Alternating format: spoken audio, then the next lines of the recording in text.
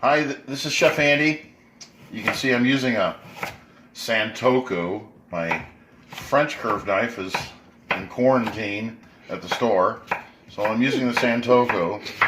Anyway, so I'm doing some mise en place for our dinner tonight. Our dinner is going to be a chicken and dumplings. I'm going to take some nice chicken stock that I've defatted. I'm going to take some of that fat with a little bit of butter and some of that herbs de Provence oil, and I'm going to saute my carrots and celery and onion in that to soften them.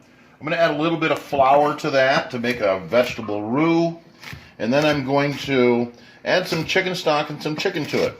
I'm going to add enough chicken stock to it to make sure that it is somewhat thin, because we're going to add a dumpling to it. The dumpling is really just flour, salt, baking powder, some parsley, and some chicken stock.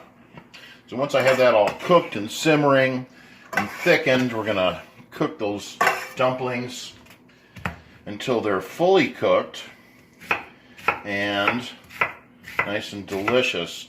Season it with a little bit of parsley, and away we'll go. We'll put it in a bowl and just eat it up. I know at our family we like a lot of vegetables in this, so this is a big pot of vegetables with some chicken stock and a little bit of dumpling in it.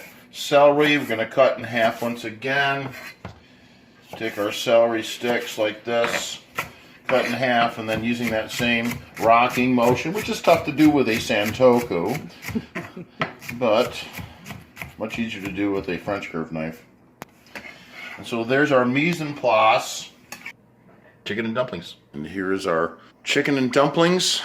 We've cooked our dumplings in our broth. It is thickened, and we serve it somewhat like a stew. I've drizzled some extra virgin olive oil and put a little parsley on top. Yum.